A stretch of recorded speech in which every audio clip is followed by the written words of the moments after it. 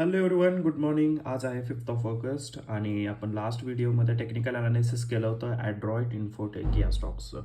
तर याच्यामध्ये हा जो स्टॉक आहे आज ट्रेड करतोय 17 रुपीजला, 17.46च्या आसपास. आणि मोठा गॅपडाऊन आज मार्केटमध्ये झालेला आहे काही ग्लोबल इश्यूजमुळे.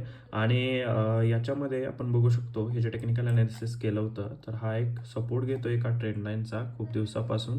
आणि अगेन याच ट्रेंड लाईनवरती सपोर्ट घेण्याचा ट्राय करतोय. तर मोस्ट प्रोबॅबली याचं जे टार्गेट आहे आपलं ते 26% आहे की जे अचीव होईल येणाऱ्या काही दिवसांमध्ये.